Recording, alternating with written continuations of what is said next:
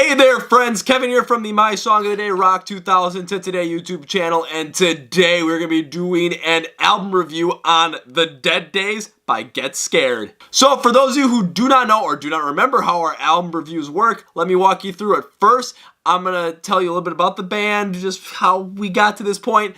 Then I'm going to go through each song one by one in order, tell you my thoughts on them, and then I will rate the band's album on a scale of 0 to 10. 0 being anything Maroon 5 has put out, 10 being The Sufferer and The Witness by Rise Against, and don't worry, I will tell you why, and enough with that stuff, let's go! Alrighty, so before we get started, a little bit about the band. I did not know that they were coming out with a new album or really listen to the band at all up until 2 days before album release. That's because during our Instagram live stream, Instagram user @TheRealSatan said, hey, go check it out. What do you think about it? I was like, oh shoot, I really don't know. Didn't even know they're coming out with the album. Didn't even know about the band. So the day beforehand, I couldn't find anything about this new album, but I decided to listen to the band to get really a feel for what they were like.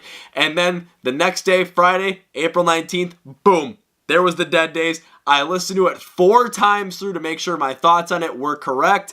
And this is what I got for you. Let's go through it song by song, and then we'll give you the rating. So Bad Things was the first song off this album. Let me tell you right away, it started out with this hardcore intro that kind of had this pop-punk vocal style, but that's off of the specific vocals of Nick Matthews. Going forward through the song, it went through this whole entire like metalcore and post-hardcore sound, so it was a lot of different styles clashing together. But let me tell you, I love this song from the first minute I listened to it. I was driving in the car the first time I turned it on, and I was like, okay, let's hear it, and oh my god, was it a great start to the album. It made me feel nostalgic, like this is the kind of music that I listened to back when I was in high school, and I was excited to listen to it, you know, back in 2009, 2010, 2011. I was excited, I was ecstatic, and I couldn't wait for it, and I thought this song is good. One hell of a start to the album. Deceiver came in second on The Dead Days by, of course, Get Scared, and it had a much more melodic post-hardcore feel than Bad Things did, but it did have this harder instrumentation specifically within the guitar portion of the song, which I did enjoy. They did use a periodic use of, you know, unclean versus clean vocals, and I thought how they balanced it out and how the mixture was in this song was, again, well done, very pleasing to listen to, and very, you know, rock.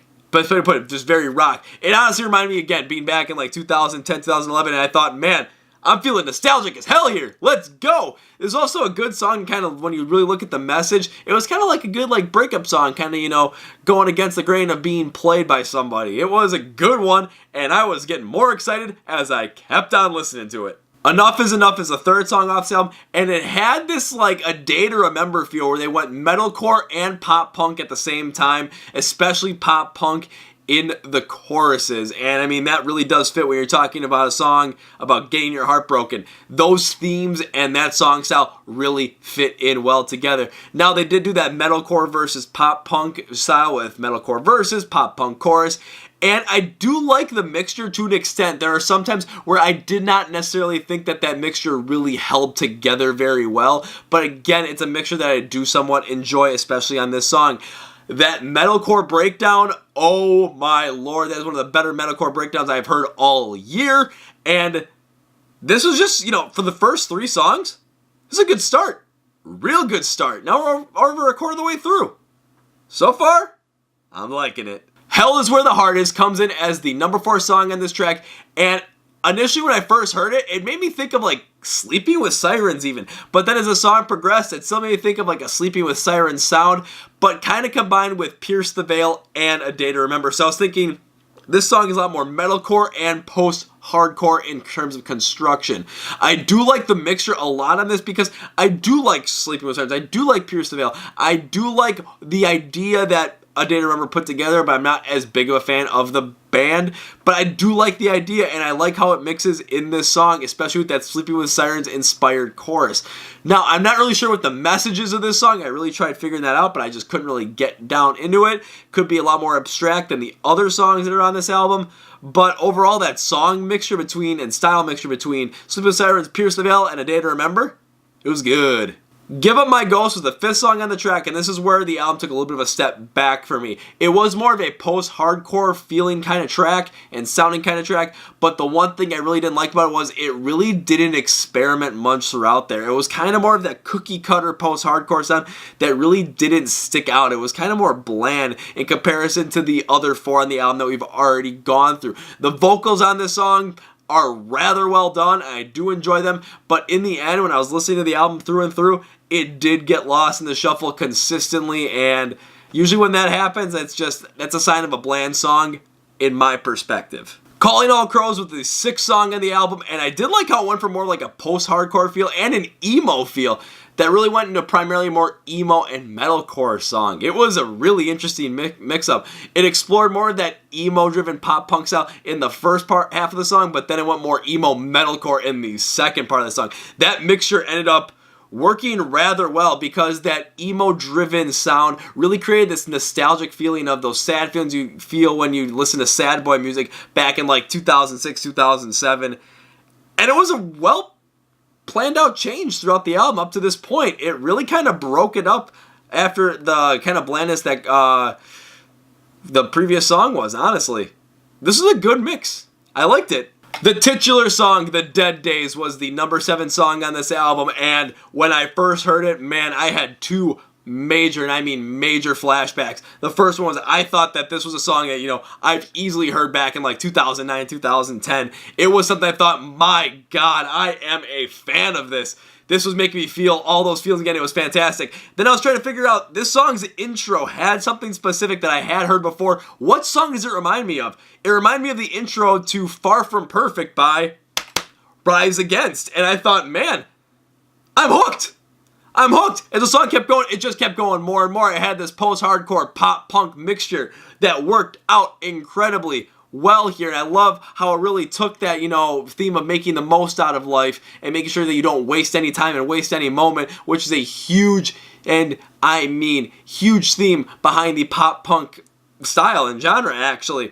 In terms of this song, this is going to be the song that I label as the best song on the whole entire album. I've listened to it plenty of times since I listened to my 4 times through the album. This is the one that stuck in my head the most and keeps going, so yeah. Best song of the album, the titular song, The Dead Days. Like It or Not was a much more of like a throwback song in a sense, where they went more softer, post-hardcore and emo than they have in other tracks on this record up to this point. Also, I enjoyed how it made you feel, again, nostalgic to those like mid-2000s emo songs. So think like the feelings you get when you listen to like My Chemical Romance or The Kill by 30 Seconds to Mars. That's the kind of feelings I got when I listened to this song. I actually really like that nostalgia trip a little bit. It hits on those key points that, I mean, if you're looking for something that's like, oh, I'm missing that kind of music, I wish there was something else here, there's a new song for you, and it's called Like It or Not by Get Scared. Silence took this album in another new direction, change of pace, where this one went incredibly metalcore, and I was here for it because the balance between the instrumentation and the unclean vocals in the verses was incredibly well done, and they went more with that, post-hardcore clean vocal style in the chorus that resembled Sleeping with Sirens, and I mean, it was a hard resemblance. In terms of construction of the song, yeah, good construction, good all the way around, not much else to say about it. Time Keeps Running is a song that starts out with a nice metalcore sound, but then transitions really into post-hardcore throughout the rest of the song. This one was a little bit interesting because I have liked when they've tried to do this a lot, but this one, they try to do a mixture of a lot of different genres and a lot of different styles, which has worked out for them mostly throughout the sound, but this one, I just think they really missed the mark. The balance was just not there between clean vocals, unclean vocals, metalcore, post-hardcore, pop-punk, emo. They just really didn't have this good kind of a mesh here, where I just kind of just got disinterested in this song and this album by the end of it. It kind of sounded like it was just a hodgepodge mess they tried to throw together. I'm not the biggest fan of the song, so it's just something that I wasn't really into. And I just really don't think it's going to be one that's going to, of course, stand the test of time even the next couple of months even. Goodbye Soul is yet another one of those songs at the end of the album that starts out more metalcore and goes to post-hardcore as the song progresses. I do enjoy, again, how they mixed with the pace a little bit because it did have a faster pace than most of the other songs. I like how they mixed with it, played with it, and tried it out, but I feel like it didn't quite hit the mark as the other ones did, and I feel like at the end of the day, these last two songs, especially this one, there was just something lacking, like where they kind of phoned it in a little bit. It just didn't hit me right. Something was off about it. Something didn't feel right about it, and I'm just not that big into it. So when it comes down to Goodbye Soul, I just not really into it. It's just not the song that you're really going to want to listen to throughout. It sounds a little tiresome, I know, but again, I'm giving you the honest feedback on it. Alrighty, time to give my rating on The Dead Days by Get Scared. Album rating, and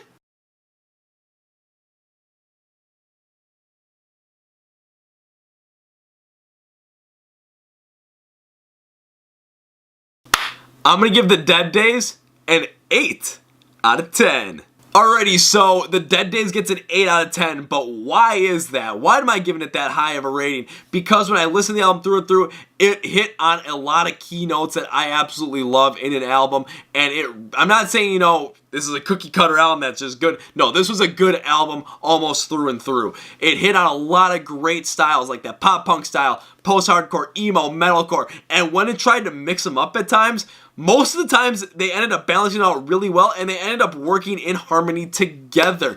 Some of the messages in those songs, I'm not gonna lie, they really did hit me hard for both past experiences and what's going on in my life today. So it's very relevant and very nostalgic. On top of that nostalgic feel, I did feel like this album would have fit in perfectly as well if it was released 8-9 years ago. It made me feel like I was back, in high school again. Not the bad times though, the good times when I was listening to a lot of music.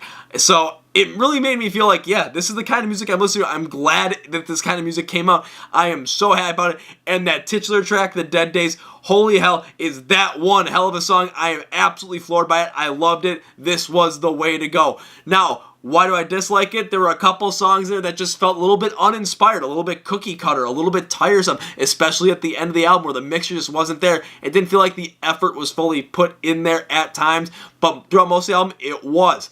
Now, again, I'm going to say some of those messages in those songs, they kind of got a little too abstract, but that's what's going to happen on some of these. And after 4 lessons, if I can't really figure it out, that's a little bit tough. Overall, though, I think this is one of the better albums of 2019 so far. Is it a contender for Album of the Year 2019 for our awards? Let me think. Right now, in April 2019, yeah, it is. We'll see what happens as the year goes on, but we will remember this as Get Scared, glad you're back, put out a good album. Alrighty then, that's it for me. Thanks for watching the My Song of the Day Rock 2000 Today album review on The Dead Days by Get Scared. If you think I hit it right, give me that like button. Think I, took a crap and didn't do it well, give me that dislike. Then also put why in the comments. I want to hear your reasoning why, and I'll look and I'll respond to you one way or another. Also, if you're not subscribed to our YouTube channel, hit that subscribe button right there. Or, that one doesn't work because the little one in the corner right over here somewhere works. They always move it on me, but whatever. So you can stay up to date with us and, be a value subscriber. And hit that bell icon too, because you'll be notified when we release videos every single Wednesday or the special Monday videos like this one. Also, you're not following us on social media. What are you doing? We've got our Facebook page where we run a lot of stuff off of. Twitter, which is for talking to you guys all about music, connecting with you before and after album releases. Or Instagram, where we do our live streams, ask you guys questions, IGTV videos, and just talk to you guys there as well. Follow all of those. Be a part of the community. Links in the description below. Also, take a listen to the Chord Progression Podcast brought to you by My Song of the Day Rock 2000 to Today. If you hear a familiar voice, yeah, that's my voice. We talk all about music there. And if you want to have an in-depth conversation with me about new music, old music, whatever you want to talk about, let me know because I will totally have you on as a call-in guest. So if you want to listen to it, you can listen here on YouTube or links in the description below for Spotify, Apple Podcasts, iTunes, or Google Play. They're all there, so you guys can enjoy any way you want. Lastly, if you are not subscribed or enabling the My Song of the Day Rock 2008 Alexa skill on your Alexa skill set, come on, guys, you got to do that. There are 2 ways you can enable it. One, you can say, hey, Alexa, enable My Song of the Day Rock 2000 to Today Alexa skill. Or you can click the link in the description below, hit enable, and boom, it's enabled. Then all you have to do is say, hey, Alexa, play my song of the day. Alexa will, say, playing your song of the day. You'll hear a 5-second intro from yours truly, and then you'll be able to listen to the song in its entirety. You want to listen to it again? Say, hey, Alexa, play my song of the day, and you'll play it again. You get to hear it for 24 straight hours.